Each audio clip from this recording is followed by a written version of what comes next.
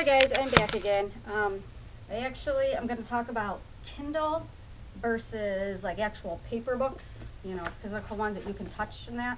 I did have a Kindle and I did a lot of research on it.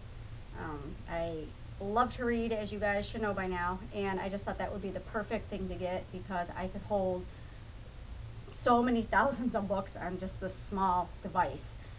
And if I wanted to have the urge to read, say in the middle of the night, and I didn't want to go to the stores were closed, I could just hit a button and get it ordered right to the Kindle like that.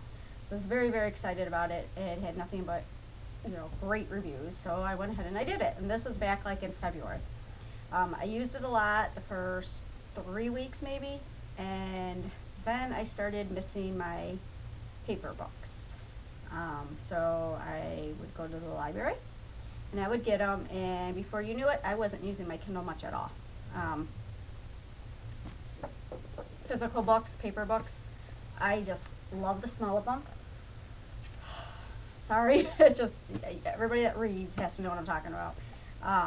The feel of them in your hands, whether it's a hardback or a paperback, although I prefer paperbacks, and the covers. With the Kindle, I didn't see the covers, but covers, I love, love, love covers. So yeah, my family still makes fun of me to this day because I ended up selling it. I had it like 2 months, and I sold it on Craigslist. Of course, I lost money. I think I lost like 50 bucks off what I actually paid for it, but I have no regrets whatsoever. I am sure it's awesome like everybody says it is, but like I said, it just wasn't the same. When I was holding it in my hand, it wasn't the same. And the one thing I did research was, a lot of people asked, when you use this, do you miss the feel of having an actual book in your hand? And people said no, that you get past it, but maybe 2 months wasn't enough time for me to make that decision, but I couldn't get past it. So yeah, I'm sure I could have spent that almost $300 because I bought a case too on books, but it was something I tried. And you know, but my family still makes fun of me because now, especially since I have all these books everywhere, they're like, oh, but the Kindle holds all these books and I won't need any storage space because everything will be on the Kindle. Because of course those were excuses I was telling them to try to get them on my side, you know, and making it be okay for me to buy it.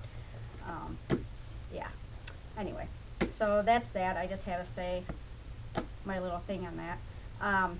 I went, try not to buy any more books. No, that doesn't work too well with me. My library has a book sale on Tuesdays, Thursdays, and Saturdays, and it is like not even a block away from my work. So after work today, where did I go? I went to the book sale, and actually, believe it or not, I only got one book for myself, and I got about 6 for my kids. This is the book I got for myself. The Girl Who Stopped Swimming by Jocelyn Jackson. I've never heard of it before. I never heard of the author, but the cover and the title is what drew me in.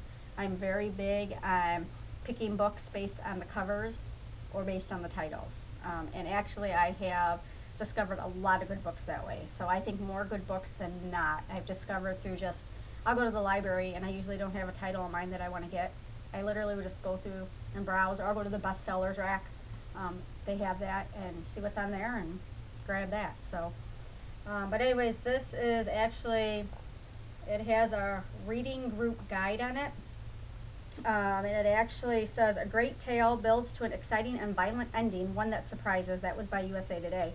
And this was actually from 2009, so it's a fairly new book. There's actually quite a few reviews on here. Publishers Weekly, Family Circle, Book List,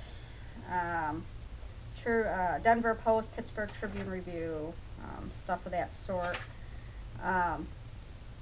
Midwest Book Review. Anyway, it says that it's Laurel Gray Hawthorne hasn't seen a ghost in the 13 years she and her husband have lived in their beautiful gated community.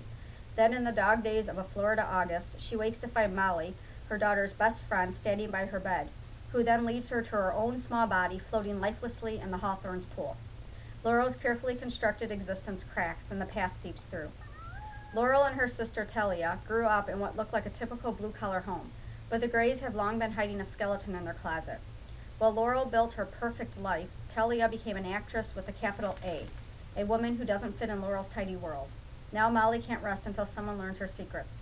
Laurel turns to her sister, and together they begin a journey that will unearth their family's history, the true state of Laurel's marriage, and what really happened to the girl who stopped swimming.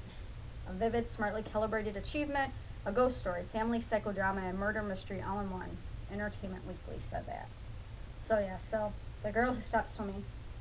I'll add that to my long list of books that I need to read. And that's actually it about now. I thank the people that have subscribed and the people that have viewed. Please subscribe. Please add me as your friend. I'm just beginning, and if you have any tips for me or anything I should do differently or to do better, please let me know. Anything you want me to talk about or anything you want to see, let me know. I'm probably going to do a book tour, bookshelf tour, since I have so many different ones in different genres. I think I'll do one for like each. And yeah, I got my daughter started.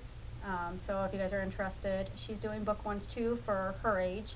Her channel's, what is her channel called? I believe it's 1302 Mia. That's her name, Mia, M-I-A. So 1302 Mia, I believe. She just did one last night. My first book tour, I believe, is what she... No, my first book haul. That's what it was, my first book haul. And she did first #1 ST, so if you need to find it that way. But check her out. She's pretty good. So once again, thank you for viewing. Thank you for subscribing. And everybody have a good night.